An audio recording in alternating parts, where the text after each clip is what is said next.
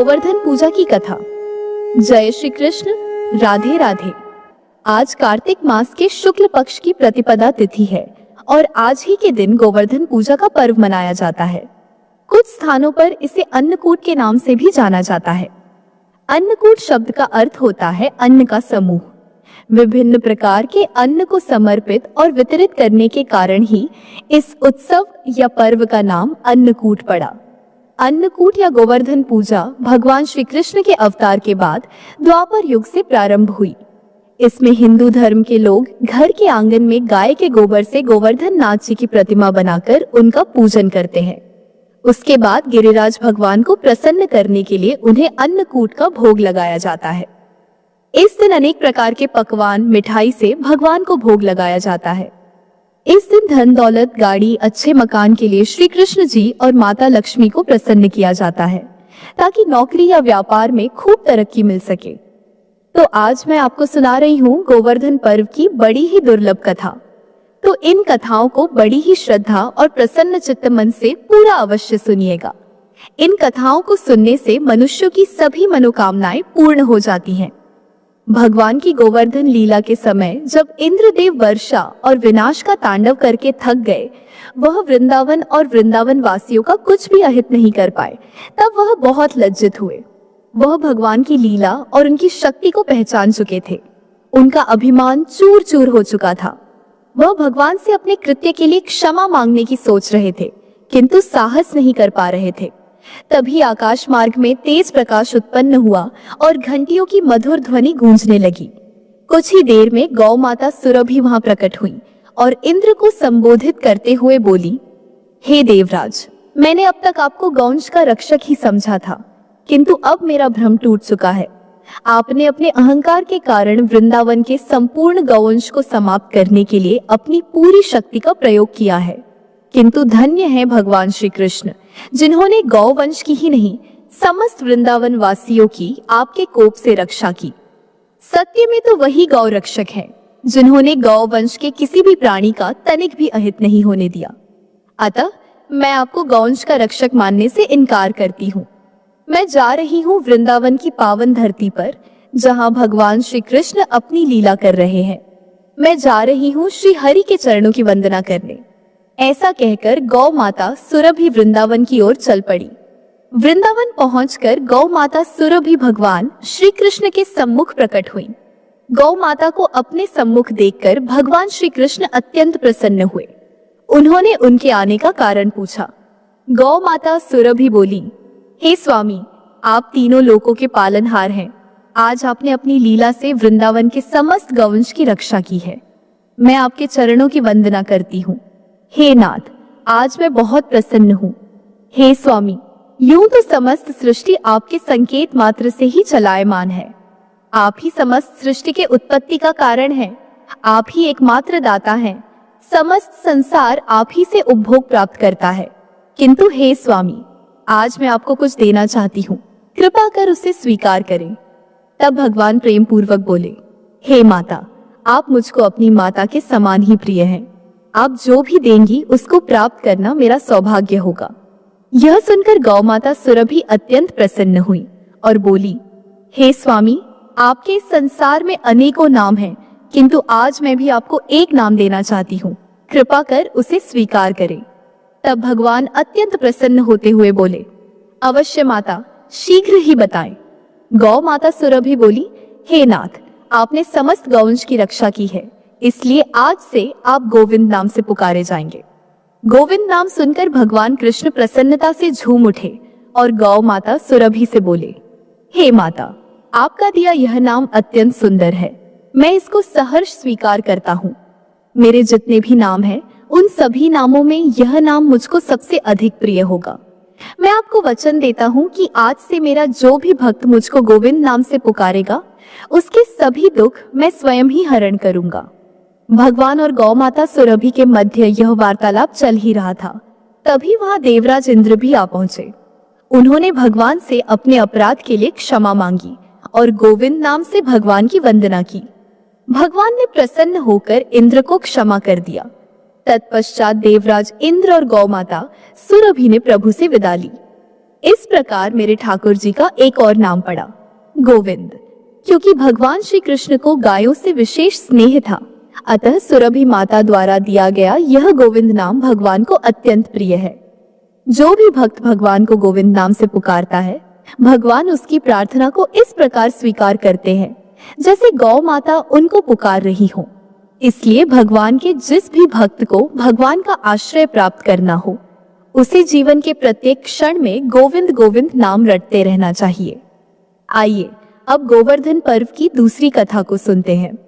कथा के अनुसार देवराज इंद्र को अभिमान हो गया था और इंद्र का अभिमान चूर करने हेतु भगवान श्री कृष्ण, जो स्वयं लीलाधारी श्री हरि विष्णु के अवतार हैं, उन्होंने एक लीला रची। प्रभु की इस लीला में यूं हुआ कि एक दिन उन्होंने देखा कि सभी ब्रजवासी उत्तम पकवान बना रहे हैं और किसी पूजा की तैयारी में जुटे हैं।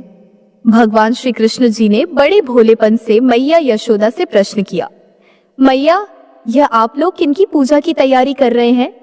कृष्ण जी की बातें सुनकर माता यशोदा बोली, लल्ला, हम देवराज इंद्र की पूजा के लिए अन्नकूट की तैयारी कर रहे हैं। माँ के ऐसा कहने पर भगवान श्री कृष्ण जी बोले, माँ, हम इंद्र की पूजा क्यों करते हैं? मैया ने कहा, वह वर्षा करते हैं जिससे अन्न की उपज होती है, उनसे हमारी गायों को चारा मिलता है। भगवान श्री कृष्ण जी बोले, हमें तो गोवर्धन पर्वत की पूजा करनी चाहिए क्योंकि हमारी गाय वहीं चरती है। इस दृष्टि से गोवर्धन पर्वत ही पूजनीय है और इंद्र तो कभी दर्शन भी नहीं देते हैं, वह पूजा न करने पर क्रोधित भी होते हैं। अतः ऐसे अहंकारी की पूजा नहीं करनी चाहिए। लीलाधारी की लीला और माया से सभी ने इंद्र के स्थान पर गोवर्धन पर्वत की पूजा की। देवराज इंद्र ने इसे अपना अपमान समझा और मूसलाधार वर्षा आरंभ कर दी। प्रलय के समान वर्षा देखकर सभी ब्रजवासी भगवान कृष्ण को कोसने लगे कि सब इनका कहाँ मानने से हुआ है। तब मुरलीधर ने मुरली कमर में डाली और अपनी कनिष्ठा उंगली पर पूरा गोवर्धन पर्वत उठा लिया और सभी ब्रजवासियों को उसमें अपने गाय और बछड़े समेत शरण लेने के लिए बुलाया। इंद्र कृष्ण की यह लीला देखकर और क्रोधित हुए, फलस्वरूप वर्षा और तेज हो गई। इंद्र का अभिमान भंग करने के लिए तब श्री कृष्ण ने सुदर्शन चक्र से कहा कि आप पर्वत के ऊपर रहकर वर्षा की गति को नियंत्रित करें, और शेषनाग से कहा कि आप मेड़ बनाकर पानी को पर्वत की ओर आने से रोकें। इंद्र निरंतर 7 दिन तक मूसलाधार वर्षा करते रहे। तब उन्हें लगा कि उनका सामना करने वाला कोई आम मनुष्य नहीं हो सकता। अतः वे ब्रह्मा जी के पास पहुंचे और सब वृतांत कह सुनाया। ब्रह्मा जी ने इंद्र से कहा कि आप जिस कृष्ण की बात कर रहे हैं, वह भगवान विष्णु के साक्षात अंश हैं और पूर्ण पुरुषोत्तम नारायण हैं। ब्रह्मा जी के मुख से यह सुनकर इंद्र अत्यंत लज्जित हुए और श्री कृष्ण जी से कहा कि प्रभु, मैं आपको पहचान ना सका, इसलिए अहंकारवश भूल कर बैठा। आप दयालु हैं और कृपालु भी, इसलिए मेरी भूल को क्षमा करें। इसके पश्चात देवराज इंद्र ने मुरलीधर की पूजा कर उन्हें भोग लगाया और भगवान से क्षमा मांगकर अपने लोक को चले गए। तब भगवान श्री कृष्ण जी के कहने पर ब्रज के लोग अपने पशु आदि के साथ पर्वत के नीचे से निकलकर अपने घरों को चले गए। तत्पश्चात श्री कृष्ण जी ने पर्वत को उसी स्थान पर ज्यों का त्यों रख दिया। हे गोवर्धन महाराज, हे भगवान श्री कृष्ण, जिस प्रकार से आपने ब्रजमंडल के निवासियों की भारी वृष्टि से रक्षा की, उसी प्रकार से हमारी भी सभी प्रकार की मुसीबतों से रक्षा करना। अपनी छत्र छाया में हमें सदैव सुरक्षित रखना और हमें सद्मार्ग में ही प्रेरित करना। उसी दिन से भगवान श्री कृष्ण जी का एक नाम गिरिराज धरण भी हो गया। बोलिए श्री राधा कृष्ण भगवान की जय, बोलो गिरिराज महाराज की जय। आइए अब गोवर्धन गिरिराज जी के प्राकट्य होने की कथा को सुनते हैं। धार्मिक दृष्टि से गिरिराज जी का प्राचीन काल से ही ब्रज में सर्वाधिक परिपूर्ण स्थान और महत्व रहा है। ब्रज में मान्यता है कि श्री गिरिराज जी की तलहटी एवं कंदराओं में भगवान श्री कृष्ण तथा श्री राधा जी के विहार स्थल रहे हैं। अतः इस भूमि का विशेष महत्व है। गिरिराज गोवर्धन के अवतरण के संबंध में गर्ग संहिता में उल्लेख है कि भारत के पश्चिमी भाग में स्थित शालमली द्वीप में पर्वतराज श्री द्रोणाचल के घर में उनकी पत्नी के गर्भ से श्री गोवर्धन नाथ जी का जन्म हुआ। देवताओं ने पुष्प वर्षा करके श्री गोवर्धन जी की वंदना की। एक समय ऋषि पुलस्त्य भ्रमण करते हुए वहां गए। वहां नाना प्रकार के हरे भरे वृक्ष, लताओं से परिपूर्ण सुंदर श्यामल गोवर्धन को देखकर उन्हें अपने स्थल पर स्थापित करने की प्रबल इच्छा जागृत हो गई, क्योंकि काशी के निकट कोई ऐसा पर्वत नहीं था जहां शांति से बैठकर वे भजन कर सके। अतः ऋषि पुलस्त्य जी ने द्रोणाचल जी से गोवर्धन जी को देने के लिए अनुरोध किया। पर्वतराज बाध्य होने से इनकार नहीं कर सके। गोवर्धन जी ने दुखी होकर ऋषि से यह तय कर लिया कि मैं आपके हाथ में रहकर ही चलूंगा और आप मुझे कहीं भी नीचे नहीं रख सकेंगे। यदि किसी प्रकार नीचे रख देंगे तो मैं वहीं स्थापित हो जाऊंगा और तिल भर भी आगे नहीं चलूंगा। पुलस्त्य ऋषि ने उस शर्त को स्वीकार कर अपने हाथ में गोवर्धन जी को रख काशी को प्रस्थान किया। मथुरा पहुंचने तक तो गिरिराज जी हल्के रहे, किंतु फिर इतने भारी हो गए कि ऋषि हाथ में रखने में असमर्थ हो गए और उन्हें भूमि पर रख दिया। संध्या वंदन, स्नान तथा भोजन के उपरांत ऋषि चेष्टा पूर्वक गिरिराज जी को उठाने लगे तो गिरिराज जी ने जाने से इनकार कर दिया। तब ऋषि ने क्रुद्ध होकर यह श्राप दे दिया कि तुम नित्य प्रति एक तिल के समान घटते जाओगे। गिरिराज जी ने ऋषि के श्राप को ग्रहण किया, किंतु उन्हें ज्ञात था कि श्याम सुंदर श्री कृष्ण भगवान ब्रज में अवतरित होकर विविध लीलाएं करेंगे, जिससे मैं कृतार्थ हो जाऊंगा। वराह पुराण में वर्णन बताया गया है कि भगवान श्री रामचंद्र जी की आज्ञा से श्री हनुमान जी उत्तरांचल से गोवर्धन जी को कंधे पर रखकर ला रहे थे, तो देववाणी हुई कि समुद्र में सेतु बन गया है। देववाणी सुनकर हनुमान जी ने उन्हें यहीं पृथ्वी पर रख दिया। तब हरिभक्त गिरिराज जी ने हनुमान जी से कहा, आपने मुझे भगवान के चरण चिन्हों से वंचित किया है, अतः मैं आपको श्राप दूंगा। इस पर हनुमान जी बोले, हे गिरिराज, क्षमा करें। जब इंद्र की पूजा का खंडन करके भगवान श्री कृष्ण आपकी पूजा करवाएंगे तो इंद्र कुपित होकर ब्रज में उत्पात करने लगेंगे। उस समय आप ब्रजवासियों के रक्षक होंगे। द्वापर के अंत समय में श्री कृष्ण जी का अवतार होगा, वे ही आपकी इच्छा की पूर्ति करेंगे। ऐसा कहकर हनुमान जी आकाश मार्ग से श्री राम जी के पास गए और उन्हें सारा वृतांत सुनाया। इस पर श्री रामचंद्र जी ने कहा, सेतु बंधन हेतु लाए गए यह सब पर्वत मेरे चरण स्पर्श से विमुक्त हो गए, परंतु मैं गोवर्धन को अपने हस्त करतल तथा सर्वांग स्पर्श से पवित्र करूंगा।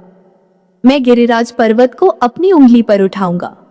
मैं वासुदेव के कुल में जन्म लेकर ब्रज में विविध लीलाएं करूंगा तथा गोवर्धन के ऊपर गौचार, गोपियों के संग अद्भुत विलास आदि से उसे हरिदास श्रेष्ठ बना दूंगा। ब्रज में गोवर्धन मेरी लीलाओं के परम सहायक रूप में प्रसिद्ध होंगे। गोवर्धन की उत्पत्ति के बारे में गर्ग संहिता में इस प्रकार से भी कहा गया है कि जब देवताओं ने संताप के कारण प्रार्थना की तो श्री कृष्ण जी ने ब्रज के उद्धार हेतु अवतार धारण करने की इच्छा जताई। जब श्री कृष्ण ने श्री राधा जी को यह बात बताई तो वे बोली, मैं आपका वियोग एक पल भी नहीं सह सकती। इस पर श्री कृष्ण जी ने कहा कि मैं आपको संग लेकर ही ब्रज में अवतार धारण करूंगा। इस पर श्री राधिका जी ने कहा, हे प्राणनाथ, जहां वृंदावन नहीं है, जहां यह यमुना नदी नहीं है तथा जहां गोवर्धन पर्वत नहीं है, वहां मेरे मन को सुख नहीं मिल सकता। यह सुनकर श्री कृष्ण जी ने अपने धाम गोलोक से 84 कोस विस्तृत भूमि और गिरिराज गोवर्धन और यमुना नदी को भूतल पर भेज दिया। बोलिए श्री राधा कृष्ण भगवान की जय। ब्रह्म वैवर्त पुराण के अनुसार रा का अर्थ है पाना और धा का अर्थ है मोक्ष, अर्थात श्री राधा जी के नाम जप से ही श्री कृष्ण और मोक्ष की प्राप्ति हो जाती है। पूर्व काल में श्री राधा ने सतशृंग पर्वत पर 1000 दिव्य युग तक निराहार रहकर तपस्या की। इससे वे अत्यंत दुर्बल हो गईं। भगवान श्री कृष्ण जी ने देखा कि श्री राधा चंद्रमा की एक कला के समान अत्यंत कृश हो गई है। तब भगवान श्री कृष्ण करुणा से द्रवित होकर श्री राधा को छाती से लगाकर फूट फूट कर रोने लगे। भगवान श्री कृष्ण ने श्री राधा को वर देते हुए कहा, राधे, तुम्हारा स्थान मेरे वक्ष स्थल पर है, तुम यहीं रहो। मुझसे तुम्हारी अविचल प्रेम भक्ति हो। सौभाग्य, मान, प्रेम, गौरव की दृष्टि से तुम मेरे लिए सबसे श्रेष्ठ और सर्वाधिक प्रियतमा बनी रहो। संसार की समस्त युवतियों में तुम्हारा सबसे ऊंचा स्थान है। मैं सदा तुम्हारे गुण गाऊंगा, पूजा करूंगा। तुम सदा मुझे अपने अधीन समझो। मैं तुम्हारी प्रत्येक आज्ञा का पालन करने के लिए बाध्य रहूंगा। जैसे आभूषण शरीर की शोभा है, उसी प्रकार तुम मेरी शोभा हो। भगवान श्री कृष्ण जी कहते हैं, श्री राधा मेरी परम आत्मा है, मेरा जीवन है। श्री राधा से ही प्रेम प्राप्त करके मैं उस प्रेम को अपने भक्तों में बांटता हूँ। भगवान श्री कृष्ण जी की सेवा से ही श्री राधा जी ने सबसे अधिक मनोहर रूप, सौभाग्य, मान, गौरव तथा श्री कृष्ण के हृदय स्थल में स्थान पाया है। वृंदावन की लीला में लौकिक दृष्टि से तो श्री कृष्ण जी ने 11 वर्ष की अवस्था में ही ब्रज का परित्याग करके मथुरा आ गए थे। इतनी छोटी अवस्था में स्त्रियों के साथ प्रणय की बात कल्पना में ही नहीं आती। और अलौकिक जगत में श्री राधा कृष्ण दोनों सर्वथा एक ही हैं। फिर भी भगवान ने ब्रह्मा जी को श्री राधा के दिव्य विग्रह का दर्शन कराने का वरदान दिया था। उसकी पूर्ति के लिए उन्होंने ब्रह्मा जी को एकांत वन में श्री राधा के दर्शन कराए और वहीं ब्रह्मा जी के द्वारा रसराज कृष्ण और महाभाव रूपी राधा की विवाह लीला भी संपन्न हुई।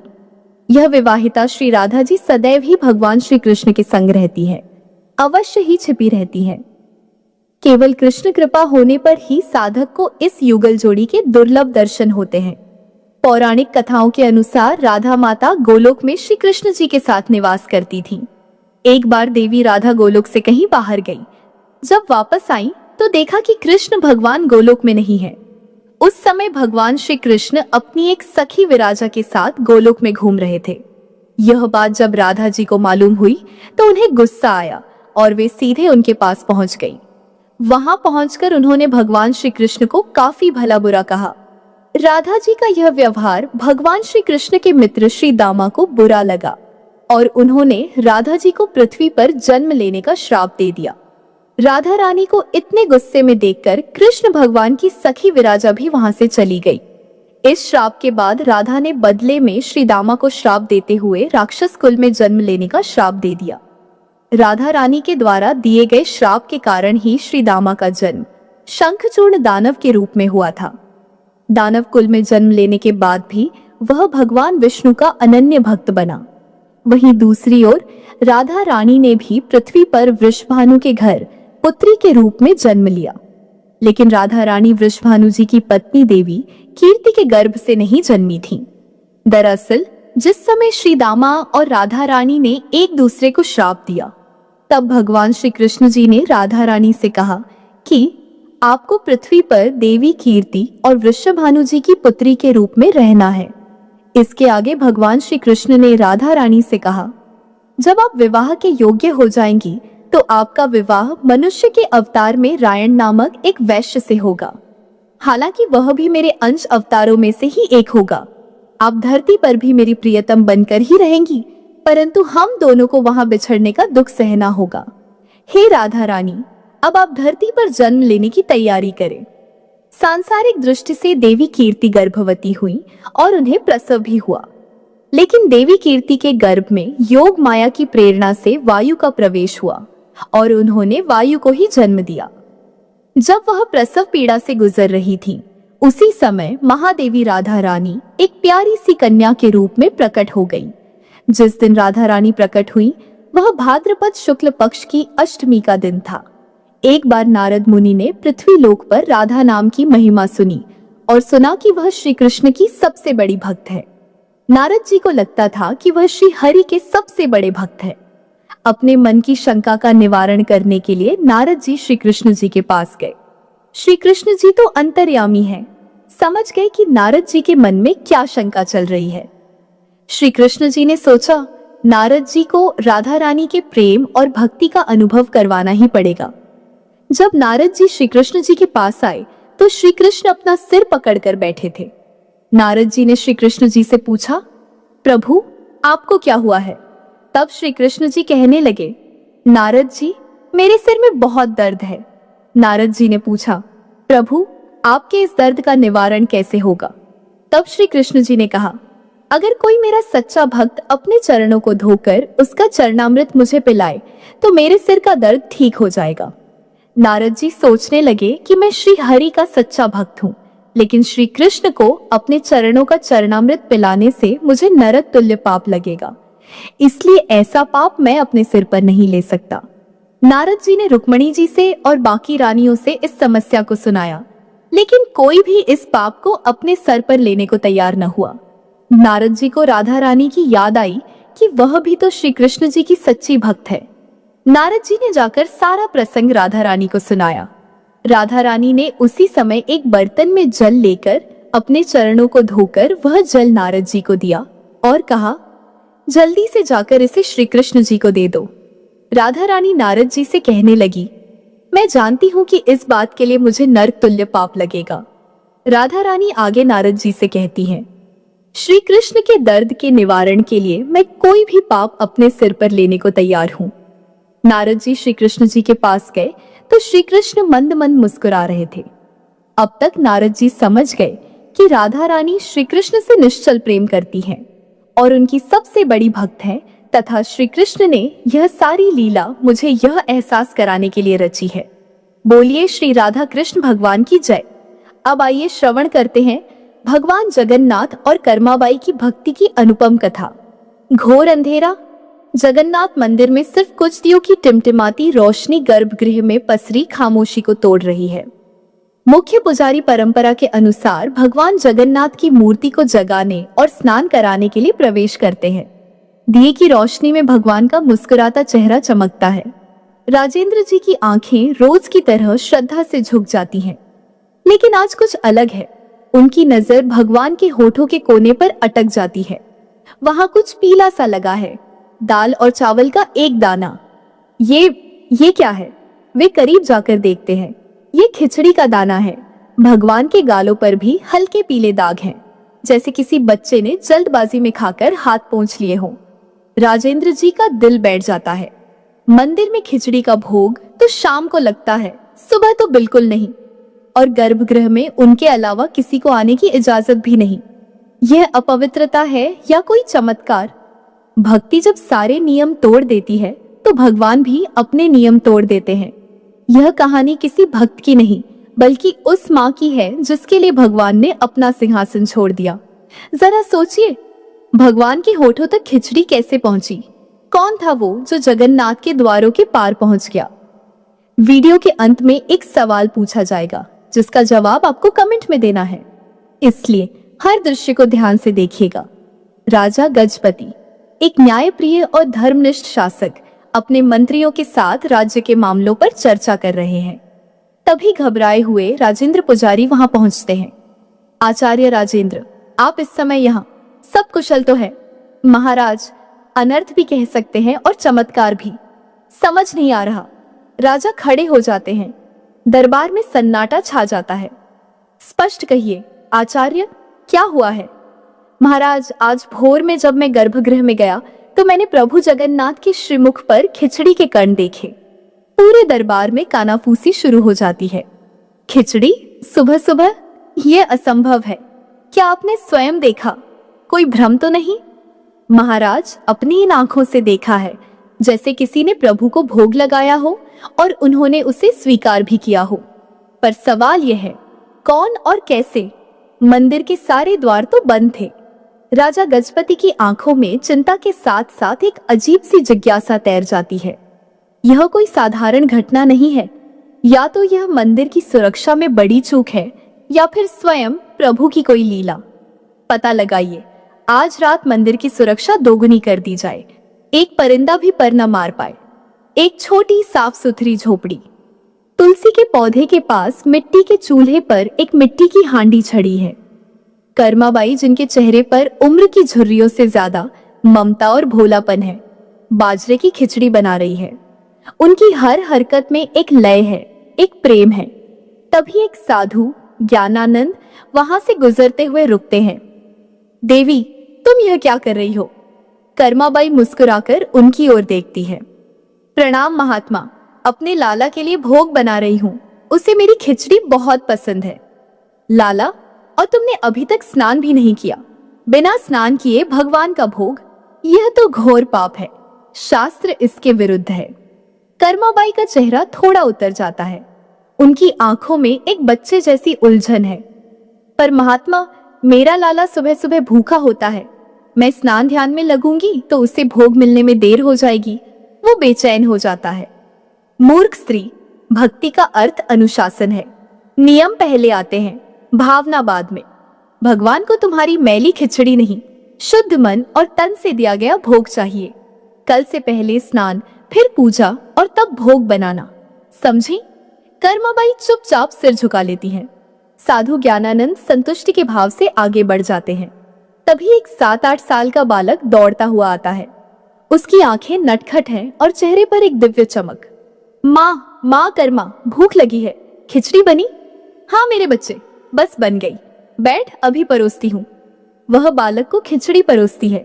बालक बड़े चाव से खाता है। माँ, आज स्वाद थोड़ा अलग है, तुम्हारी आंखों में चिंता क्यों है? कुछ नहीं बेटा, तू बस पेट भर के खा, कल से थोड़ा इंतजार करना पड़ेगा तुझे। बालक कुछ नहीं कहता, बस एक रहस्यमयी मुस्कान के साथ कर्मा को देखता रहता है। राजा गजपति स्वयं राजेंद्र पुजारी के साथ गर्भगृह में मौजूद हैं। कड़ी सुरक्षा के बावजूद आज भी वही नजारा, भगवान की मूर्ति पर खिचड़ी के ताजे दाग है। यह कैसे हो सकता है? मेरी पूरी सेना, मेरे सबसे भरोसेमंद लोग पहरे पर थे। महाराज, ये किसी इंसान का काम नहीं है, यह स्वयं प्रभु की इच्छा है। हे प्रभु जगन्नाथ, यह क्या लीला है? हमें मार्ग दिखाए। कौन है वो भाग्यशाली भक्त जिसका भोग आप सारे नियमों को तोड़कर स्वीकार कर रहे हैं? राजा को क्या पता था, जवाब एक साधारण सी कुटिया में छिपा है। देख बेटी कर्मा, हम पुष्कर जा रहे हैं, 4-5 दिन लगेंगे। घर का और ठाकुर जी का ध्यान रखना। आप चिंता मत करो बाबू, मैं सब संभाल लूंगी। और हाँ, सबसे जरूरी बात, ठाकुर जी को भोग लगाए बिना तू भी अन्न का दाना मुंह में मत डालना। जी बापू, मैं रोज अपने हाथों से भोग बनाऊंगी। माता पिता चले जाते हैं। कर्मा अगले दिन सुबह उठकर बाजरे की खिचड़ी बनाती है। एक कांसे की थाली में खिचड़ी, ऊपर से ढेर सारा घी और घुट डालकर वह उसे भगवान कृष्ण की छोटी सी मूर्ति के सामने रखती है। प्रभु, भोग तैयार है, मैं जरा गाय को चारा डालकर आती हूँ, आप खा लेना, भूख लगी होगी आपको। वह लौटती है, थाली वैसी की वैसी रखी है। अरे, आपने खाया नहीं? क्यों? क्या खिचड़ी अच्छी नहीं बनी या गुड़ कम रह गया? वह थाली में और गुड़ मिलाती है, फिर इंतजार करती है। कुछ नहीं होता। शाम हो जाती है। कर्मा को अब भूख भी लग रही है। उसकी आंखों में आंसू आ जाते हैं। प्रभु, आप ऐसे क्यों कर रहे हैं? आप नहीं खाएंगे तो मैं भी नहीं खाऊंगी, मैं भूखी मर जाऊंगी। बापू ने कहा था आपके बाद ही खाना है, खा लीजिए ना। उसका भोलापन, उसका हठ और उसके आंसू गर्भगृह में पत्थर की मूर्ति को भी पिघला देते हैं। एक दिव्य प्रकाश फैलता है। मूर्ति से स्वयं भगवान श्री कृष्ण एक बालक के रूप में प्रकट होते हैं। कर्मा उन्हें देखकर डरती नहीं, बस मुस्कुराती है, जैसे उसे पता था कि वो आएंगे। रोती क्यों है कर्मा? बस पर्दा लगा दो, मैं चुपचाप भोग लगा लूंगा। अरे, इतनी सी बात थी, पहले कह देते ना प्रभु, ना भूखे रहते न मैं उपवास करती। कर्मा अपनी ओढ़नी से पर्दा करके उन्हें अपने हाथ से खिचड़ी खिलाती है। भगवान पूरी थाली साफ कर देते हैं। राजा गजपति गहरी नींद में हैं। उन्हें एक स्वप्न आता है। स्वप्न में भगवान जगन्नाथ स्वयं उनके सामने खड़े हैं, पर उनका चेहरा उतरा हुआ है। प्रभु, आपने दर्शन दिए, मैं धन्य हो गया, पर आप चिंतित क्यों हैं?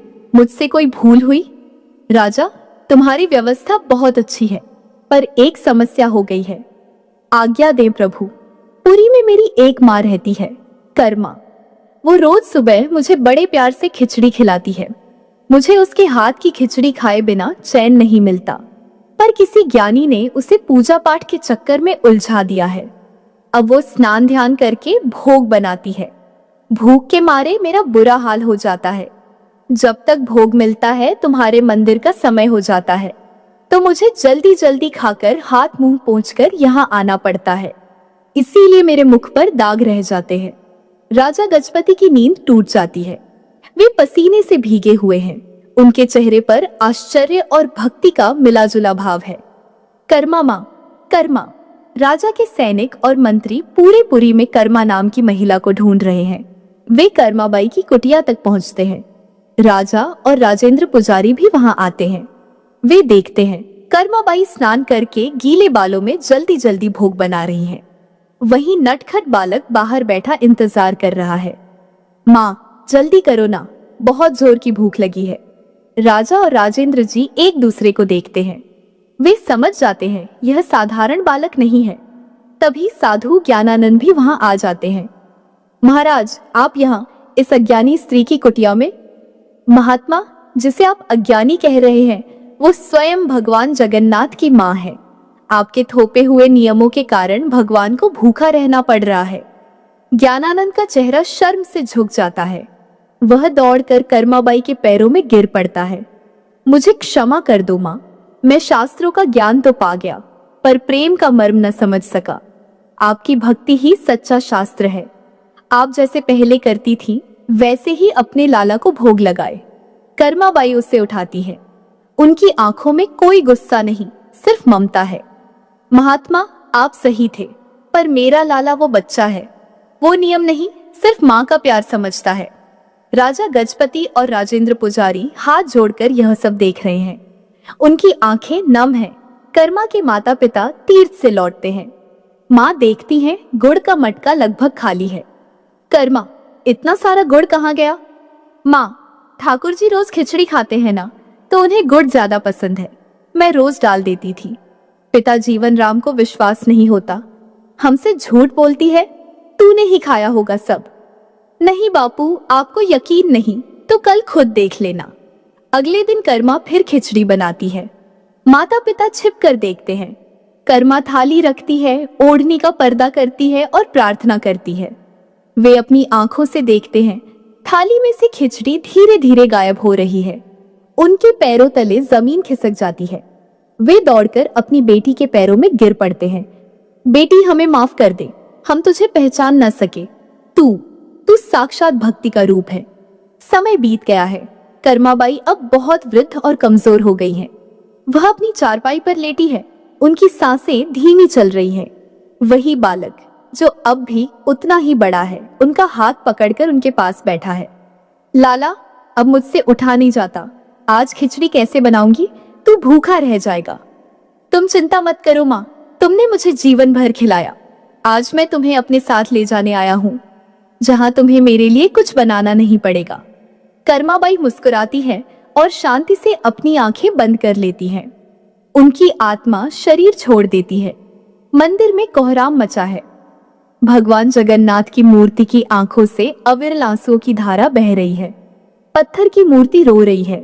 राजा गजपति और राजेंद्र पुजारी भागे भागे आते हैं। वे यह दृश्य देखकर कांप उठते हैं। हे प्रभु, यह क्या हो रहा है? हमसे क्या अपराध हुआ? राजा गजपति समझ जाते हैं। वे हाथ जोड़कर प्रार्थना करते हैं। रात को राजा को फिर स्वप्न आता है। भगवान जगन्नाथ एक छोटे बच्चे की तरह सुबक सुबक कर रो रहे हैं। राजा, मेरी माँ चली गई, मेरी कर्मा माँ मुझे छोड़कर चली गई। अब मुझे सुबह सुबह प्यार से खिचड़ी कौन खिलाएगा? अब मैं किसका इंतजार करूंगा? राजा की नींद खुलती है। उनकी आंखों से भी आंसू बह रहे हैं। लेकिन यह एकमात्र माँ नहीं थी। ऐसी और भी कहानियां हैं जहां भक्ति ने भगवान को विवश कर दिया। राजा गजपति ने सभी पुजारियों और पूरे राज्य के लोगों को इकट्ठा किया। उनका चेहरा दृढ़ निश्चय और गहरी भावना से भरा हुआ था। आज से और इस सृष्टि के अंत तक भगवान श्री जगन्नाथ को अर्पित होने वाले 56 भोग से भी पहले सबसे पहला भोग मेरी माँ, भगवान की माँ कर्माबाई के नाम से बाजरे की खिचड़ी का लगाया जाएगा, ताकि मेरे प्रभु को कभी यह न लगे कि उनकी माँ उन्हें छोड़कर चली गई है। उनकी माँ अब यही है, हमारे दिलों में और इस मंदिर की परंपरा में हमेशा के लिए। और इस तरह एक साधारण किसान की बेटी अपने निश्चल प्रेम और भक्ति से जगन्नाथ की माँ बन गई। आज भी जगन्नाथपुरी में हर सुबह दुनिया के सबसे शक्तिशाली भगवान अपनी माँ के हाथ की खिचड़ी के लिए एक बच्चे की तरह इंतजार करते हैं। अगर वीडियो पसंद आई तो हमारे चैनल को सब्सक्राइब करें। धन्यवाद।